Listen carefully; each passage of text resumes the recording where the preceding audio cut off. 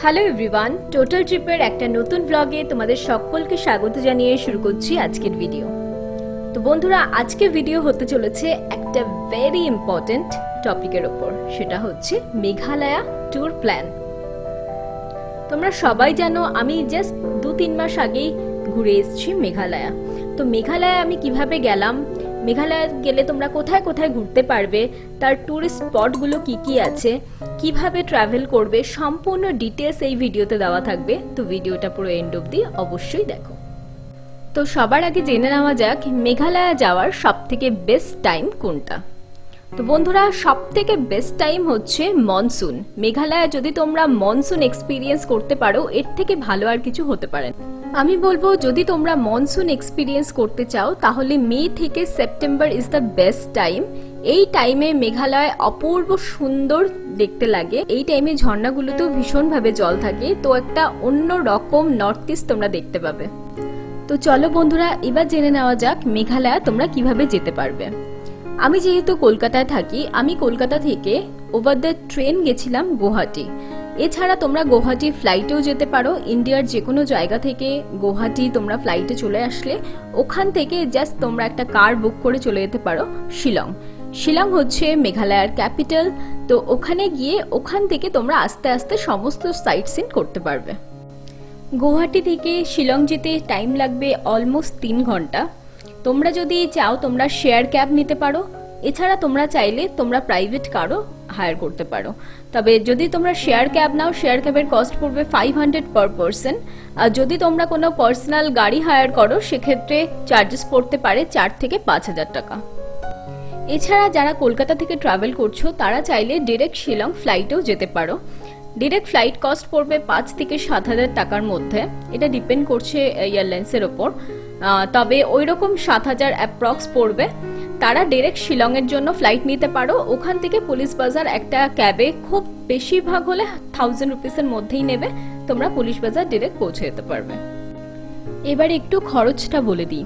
যারা কলকাতা থেকে যাচ্ছ, আমি যেমন গেছি ওভার দ্য ট্রেন, তো ট্রেনে করে গেলে ট্রেনে এখান থেকে প্রচুর ট্রেন আছে, যেমন সরাইঘাট আছে, দেন বন্দে ভারত আছে। তো ডিপেন্ড করবে তোমরা যে ট্রেনই নেবে। বন্দে ভারত নিলে একটু কস্টটা বেশি পড়বে, আর তোমরা যদি সরাইঘাট বা এই ধরনের কোনো এক্সপ্রেস ট্রেন নাও সেক্ষেত্রে খরচাটা একটু কম পড়বে। যেমন আমরা গেছিলাম 3 টায়ার এসিতে, তো আমাদের অ্যাপ্রক্স পড়েছিল 1300 সামথিং, আর ফেরার সময় আমাদের বন্দে ভারতে পড়েছিল 2300 সামথিং। তো এইরকমই পড়বে কস্ট, ডিপেন্ড করছে কি তোমরা কখন টিকিটটা কাটছো।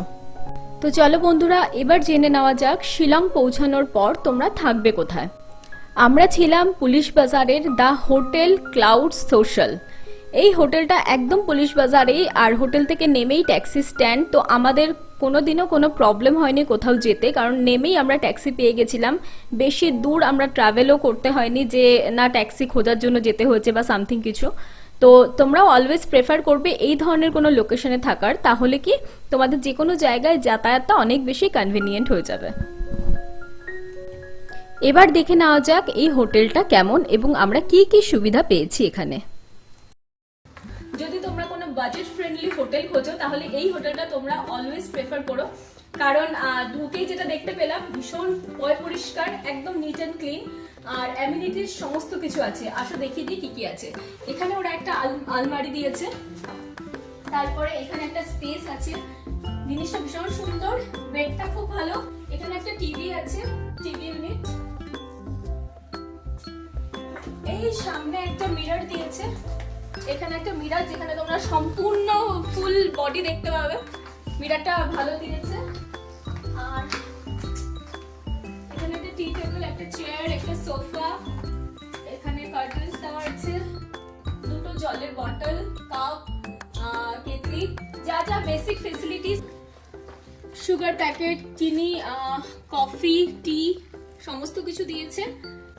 একটা হোটেলে যা যা বেসিক ফেসিলিটিস হয় সমস্ত কিছু এখানে অ্যাভেলেবল আছে। আর হোটেলটার এখন আমি তোমাদের ওয়াশরুম আর করিডোরটা একটু দেখিয়ে দিচ্ছি, আর রিসেপশন এরিয়াটাও দেখিয়ে দিচ্ছি।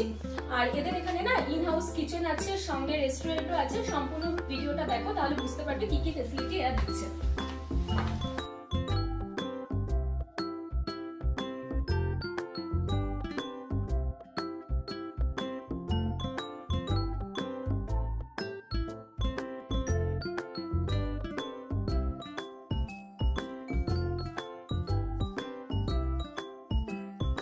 এদের এখানে না ডাবল বেডেরও রুম আছে।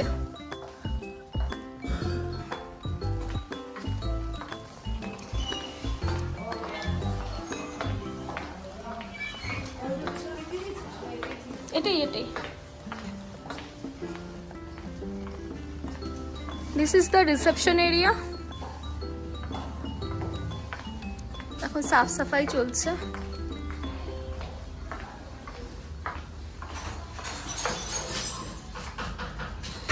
রেস্টুরেন্ট মানে বন্ধ। এটা হচ্ছে এন্ট্রান্স, এখান থেকে ওঠা যায়। এখানে রুম চার্জেস আমাদের পড়েছে 2800 টাকা করে। তবে তোমরা যদি অনলাইন চেক করো, অনলাইন কিন্তু অনেকটাই বেশি দেখাবে। তো আমি প্রেফার করব তোমরা যারাই আসছো শিলংয়ে এসে বুকিং করো, তাহলে একটু বাজেটের মধ্যে হয়ে যাবে। মানে এখানে এসে একটু বার্গেনিং করলে কিছুটা হলেও ওরা কমায়।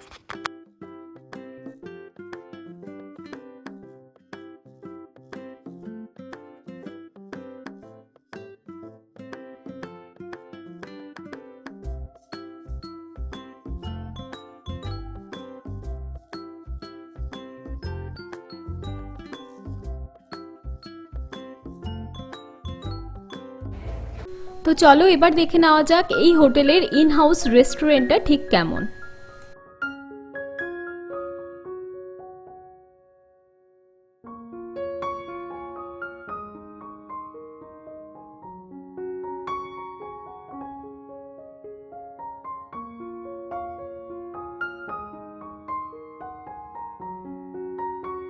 এই হোটেলের নাম হচ্ছে দ্য হোটেল ক্লাউড সোশ্যাল, আর রেস্টুরেন্টের নামটা হচ্ছে দ্য সাবস। এখানে তোমরা ইন হাউস রেস্টুরেন্ট আছে এদের। তো রেস্টুরেন্টে একদম পিওর ভেজ খাবার দাবার পাওয়া যায়। তোমরা এখানে মানে চার্জেসও দেখতে পাবে, খুব বেসিক চার্জেস, মানে যেটা নর্মাল রেস্টুরেন্টে হয় ওরকমই চার্জেস। তো শিলংয়ে আসলে অবশ্যই এই হোটেলটাকে একবার হলেও প্রেফার করো। এখানে রিসেপশন এরিয়াতে যিনি থাকেন mister Ankit, he is very polite, very well behave, আর তোমাদেরকে ভীষণ হেল্প করবে। তো আশা করি যদি শিলং যাত্রা খুব সুন্দরভাবে কাটাতে চাও তাহলে এই হোটেলটা অবশ্যই এসো। তবে আমি শিলং এসে যেটা দেখলাম, শিলং ভীষণ এক্সপেন্সিভ একটা জায়গা। তবে তোমরা যদি বাজেট ফ্রেন্ডলি হোটেল খোঁজো তাহলে আমার ভিডিওটা নিশ্চয়ই তোমাদেরকে হেল্প করবে। এবার জেনে নেওয়া যাক শিলং পৌঁছানোর পর প্রথম দিন তোমরা কোথায় কোথায় ঘুরতে পারবে। গুয়াহাটি থেকে যখন তোমরা শিলং যাবে রাস্তায় পড়বে উমিয়াম লেক। তোমরা এই লেকটা অবশ্যই ভিজিট করো, ভীষণ সুন্দর একটা লেক। এই লেকটাকে বড়পানি লেকও বলা হয়। প্রথম দিনটা যেহেতু তোমরা অনেকটা ট্রাভেল করে আসবে, তো আমি তোমাদেরকে সাজেস্ট করব যে ইভিনিংটা তোমরা সেরকম খুব একটা বেশি কিছু প্ল্যান রেখো না। তোমরা ওখানে পুলিশ বাজার ঘুরতে পারো, বিভিন্ন ধরনের ফুড এক্সপ্লোর করতে পারো। এছাড়া তোমরা চাইলে ওখানে কিছু শপিংও করতে পারবে।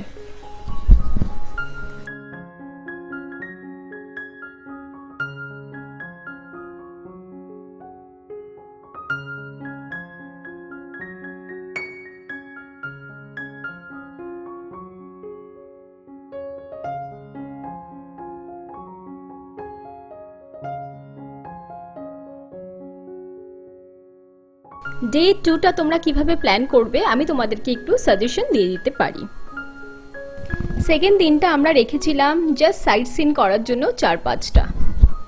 যেমন আমাদের ফার্স্ট সাইট সিন ছিল ওয়ার্ডস লেক।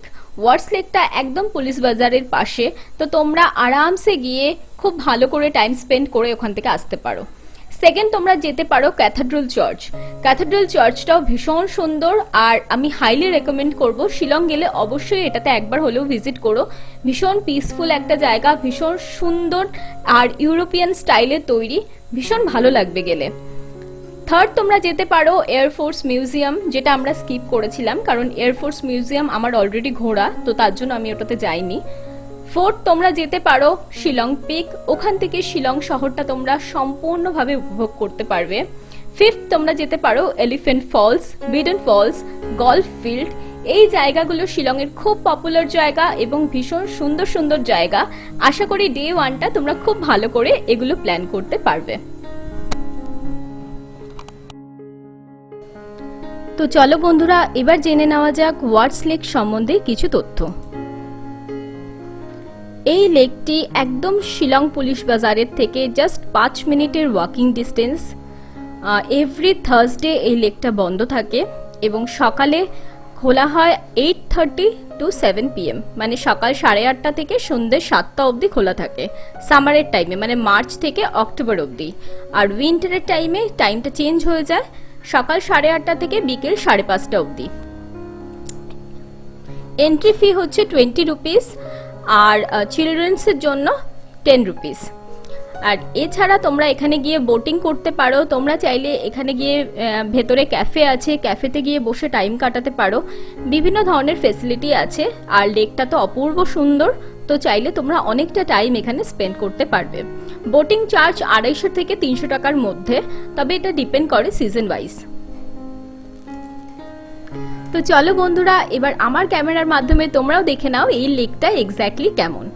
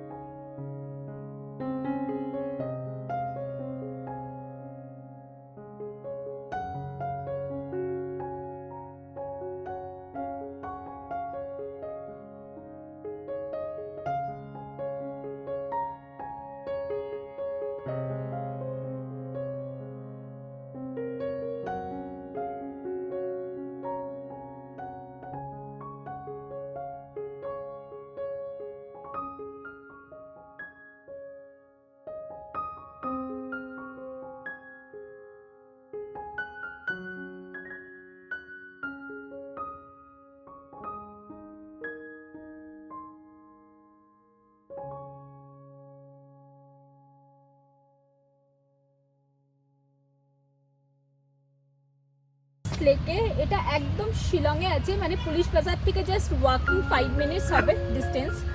আর এই লেকটা ভীষণ সুন্দর, তবে আমি তোমাদেরকে সাজেস্ট করব যদি কেউ এখানে আসো তাহলে 4টে বা 4:30-এর আগে আসবে, কারণ তারপরে না এটা বন্ধ হয়ে যায়। সকাল 8:30 থেকে বিকেল 4:30 অবধি হচ্ছে ডিসেম্বর টু ফেব্রুয়ারি এখানে টাইমিং। আর এমনি নর্মাল টাইমে তোমরা যদি আসো সেক্ষেত্রে সকাল 8:30 থেকে সন্ধ্যে 6:30 অবধি খোলা থাকে।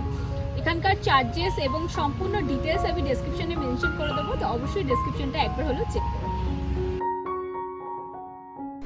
শিলংয়ের এই সমস্ত সাইট সিন করে ডে 2টা আমাদের খুব ভালোভাবে কেটেছিল। তারপর আমরা ফিরে এসেছিলাম আমাদের হোটেলে। হোটেলটা যেহেতু একদম পুলিশ বাজারেই ছিল, তো আমাদের কোনো প্রবলেম হয়নি। আমরা রাত্রে ডিনারটা বাইরেই করব ঠিক করেছিলাম। আর পুলিশ বাজারে না তোমরা প্রচুর স্ট্রিট ফুড পাবে, তো তোমরা চাইলে ওখানকার লোকাল স্ট্রিট ফুডও ট্রাই করতে পারো। চাইলে তোমরা ওখানে খাসি, নাগা এই সমস্ত জাতিদের যে ফুডগুলো আছে সেগুলোও ট্রাই করতে পারো। তবে আমরা একদম পিওর বাঙালি খাবারই খেয়েছিলাম। আর আমরা ডিনারটা করে জাস্ট ওখান থেকে একটু ওয়াক করতে করতে আশেপাশের জায়গাগুলো ঘুরে কিছু শপিং করে আমরা ফিরে গেলাম আমাদের হোটেলে। তোমাদেরকে তো একটা তথ্য আমার জানানোই হয়নি। শিলং পৌঁছে যে হোটেলে আমরা ছিলাম সেখান থেকে নেমেই হচ্ছে ট্যাক্সি স্ট্যান্ড, মানে একদম পুলিশ বাজারেই তোমরা পেয়ে যাবে ট্যাক্সি স্ট্যান্ড। ওখানে আমরা খুব ট্রাস্টেবল একজন ড্রাইভার পেয়েছিলাম যার নাম স্টারের কন্ট্যাক্ট ডিটেলস আমি ডেসক্রিপশন বক্সে দিয়ে দেবো এবং এখানেও দেওয়া থাকবে ভিডিওতে। তো তোমরা যারাই শিলং যাবে, যদি তোমরা কোনো বিশ্বস্ত ট্যাক্সি ড্রাইভার খোঁজো তাহলে স্টারকে অবশ্যই কন্ট্যাক্ট করো, খুব রিজনেবল প্রাইসে খুব ভালোভাবে তোমাদেরকে ঘুরিয়ে দেবে। এইবারের ট্রিপের আমার মেন উদ্দেশ্য ছিল ডাউকি আর লাইথালুম কভার করা। তো নেক্সট ব্লগে আরও নতুন নতুন চমক থাকতে চলেছে। লাইথালুম এবং ডাউকি ছাড়া আর কোথায় কোথায় আমরা গেলাম এবং কি কি জায়গা কভার করলাম, এক্সপ্লোর করলাম, কিভাবে গেলাম, কত খরচা পড়লো, সম্পূর্ণ ডিটেলস আমি ভিডিওতে দিয়ে দেব, যাতে তোমাদের নেক্সট প্ল্যান করতে কোনো অসুবিধা না হয়। যারাই শিলং ট্রাভেল প্ল্যান করছো বা মেঘালয় ট্যুর প্ল্যান করছো তাদের জন্য আমার ভিডিওটা আশা করি হেল্পফুল হবে। তো বন্ধুরা চলো দেখা হচ্ছে নেক্সট ব্লগে। Till then take care and bye by.